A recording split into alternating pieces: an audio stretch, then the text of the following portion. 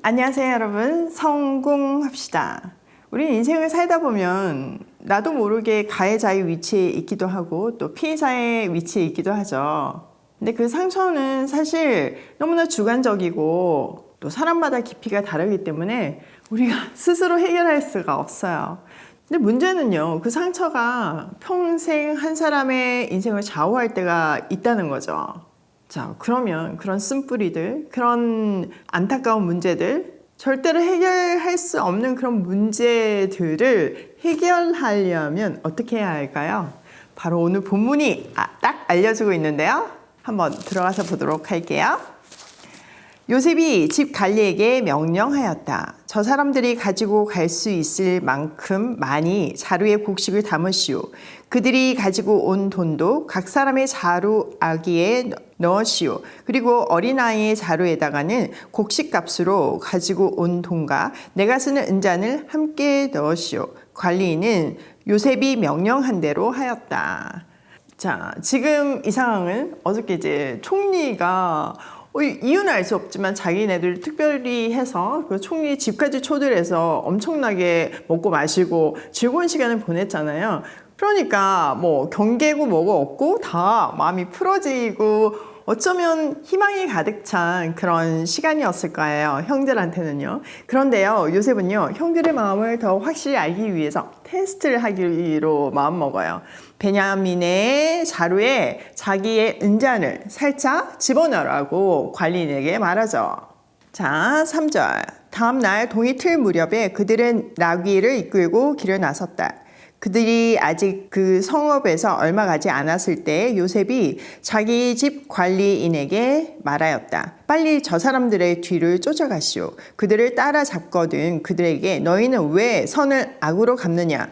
어찌하려고 은잔을 훔쳐가느냐? 그것은 우리 주인께서 마실 때 쓰는 잔이요 점을 치실 때 쓰는 잔인 줄 몰랐느냐? 너희가 이런 일을 저지르다니 매우 고약하구나 하고 호통을 치시오. 관리인이 그들을 따라잡고서 요셉이 시킨 말을 그들에게 그대로 하면서 호통을 쳤다. 자, 다음날 동이 트자 이제 형제들은 너무 행복한 마음으로 자기 집을 향해서 길을 떠났어요. 생각해보세요. 뭐 엄청난 대접도 받았죠. 곡식도 충분히 얻었죠. 게다가 시므온도 다시 찾았죠. 베냐민도 안전하게 다시 데리고 가니까 모든 것이 다 평안한 거예요. 그러나 그 기쁨은 얼마 가지 않아서 깨어지죠. 요셉의 명령을 받은 관리인이 그들을 따라잡아가지고 왜 은잔을 훔쳐갔냐고 호통을 치죠. 그것은 총리가 시킨 그대로 한 거예요. 자, 7절. 그러자 그들이 그에게 말하였다. 어찌하여 그런 말씀을 하십니까? 소인들 가운데는 그런 일을 저지른 사람이 하나도 없습니다. 지난번 자루 아기에서 나온 돈을 되돌려 드리려고 가나안 땅에서 여기까지 가지고 오지 않았습니까? 그런데 어떻게 우리가 그대의 상전댁에 있는 은이나 금을 훔친다는 말입니까? 소인들 가운데서 어느 누구에게서라도 그것이 나오면 그를 죽여도 좋습니다. 그리고 나머지 우리는 주인의 종이 되겠습니다. 형제들은 완강히 부인을 해요. 진짜 안 했으니까 진짜 완강히 부인을 했죠. 그러면서 자기네들의 결백을 강조하기 위해서 아주 좀 지나칠 정도로 얘기를 하죠. 만약 우리 누구에게서 그 은잔이 나오면 그를 죽여도 좋다고 말해요. 그리고 나머지는 종이 되겠대요. 자, 10절. 그가 말하였다. 그렇다면 좋소. 당신들이 말한 대로 합시다. 그러나 누구에게서든지 그것이 나오면 그 사람만이 우리 주인의 종이 되고 당신들 나머지 사람들에게는 죄가 없어. 그들은 얼른 각자의 자루를 땅에 내려놓고서 풀었다. 관리인이 맏아들의 자루부터 시작하여 막내 아들의 자루까지 뒤지니 그 잔이 베냐민의 자루에서 나왔다. 이것을 보자 그들은 슬픔이 북받쳐서 옷을 찢고 울면서 저마다 나귀의 짐을 다시 싣고 성으로 되돌아갔다. 자, 관리는요, 형제들이 맹세한 것보다 조금 약하게 얘기하죠. 만약에 그 잔이 나오면 그 사람은 종이 되고 나머지는 죄가 없으니까 돌아가도 좋다고 얘기해요. 그리고 나서 이제 그 형제의 순서대로 지금 자루를 뒤지기 시작하는 거예요. 그리고 마지막 베냐민의 자루에서 짜잔 하고 은잔이 나왔어요. 진짜 기가 막힐 노릇이죠. 그들은 이 알 수 없는 일이 계속 벌어지는 것에 너무 가슴이 아파가지고 막 울면서 옷을 찢었어요. 이건 슬픔을 표시하는 행동이죠. 그리고 그 요셉이 있는 성으로 되돌아갔어요. 자, 이 되돌아가는 길에서 그들은 무슨 생각을 했을까요? 형제들에게 절대 잊을 수 없는 아픔이 있었죠.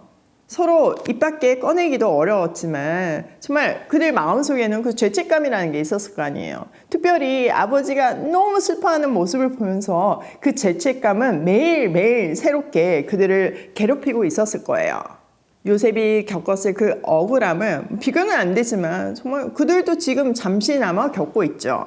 형들은 요셉에게로 가면서 많은 생각을 했을 거예요. 그리고 그 죄에 대해서 회개했을 거예요. 그 내용이 다음에 이어져요.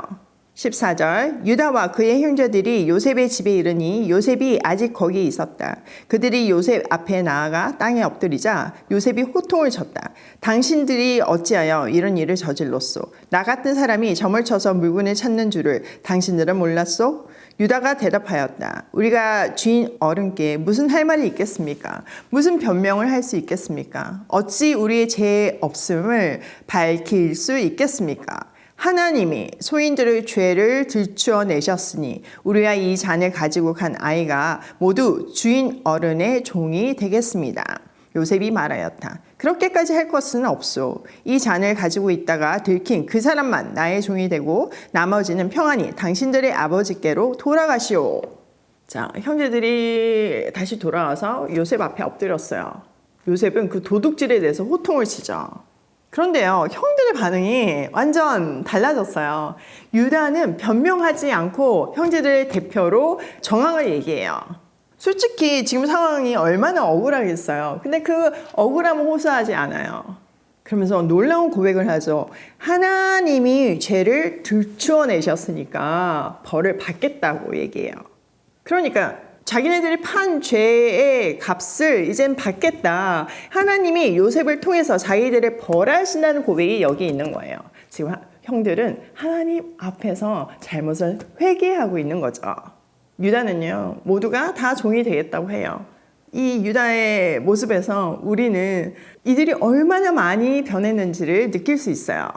또 평생 그들 마음속에 요셉에 대한 죄책감이 괴롭히고 있었다는 것도 느낄 수 있어요. 그렇기 때문에 이 누명을 통해서 하나님이 벌 주심으로 해석하고 하나님 앞에서 회개하는 거예요. 요셉은요, 베냐민만 낳고 나머지는 평안하게 돌아가라고 얘기해요. 자, 18절 유다가 그에게 가까이 가서 간청하였다.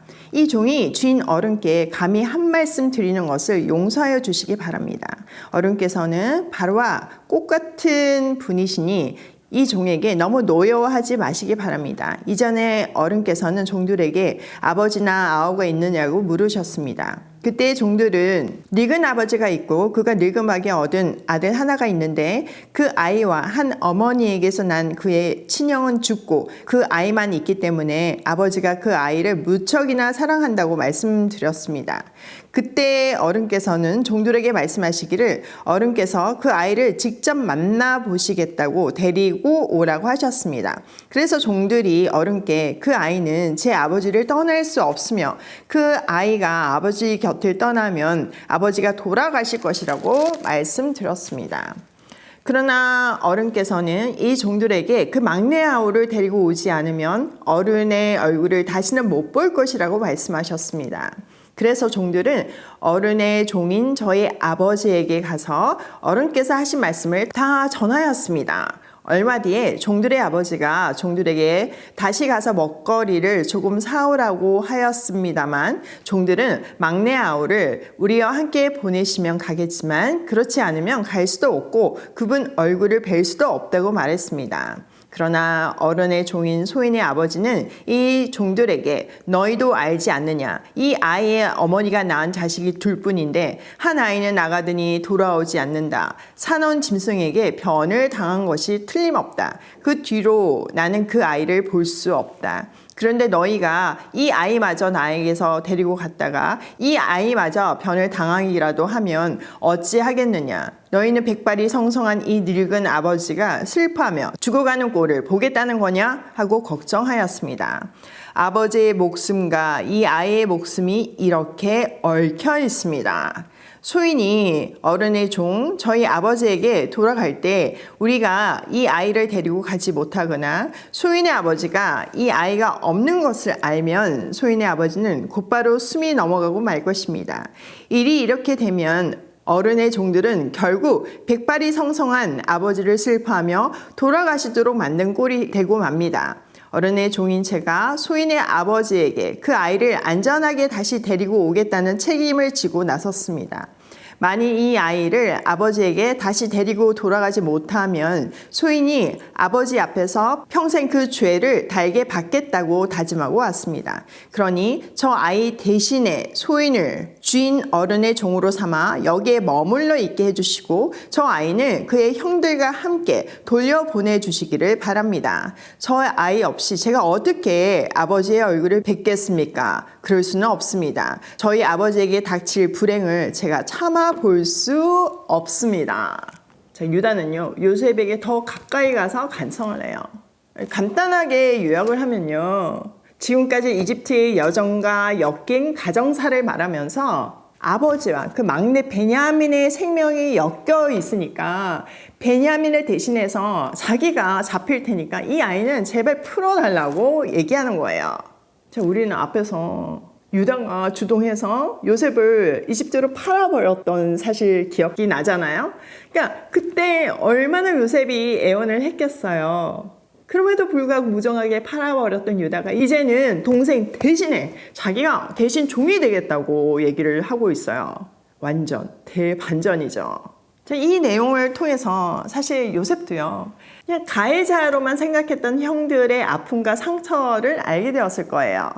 27절에서부터 29절을 보면요, 그 아버지의 말을 인용하고 있잖아요. 여기에도 여전히 야곱은요, 그 라헬에게서 낳은 그 두 아이를 나머지 형제들과 완전히 편애하면서 이들만 자식으로 여기고 이들만 사랑하고 나머지는 다 뭔가 남처럼 가해자처럼 행동을 하고 있는 것을 볼 수 있어요.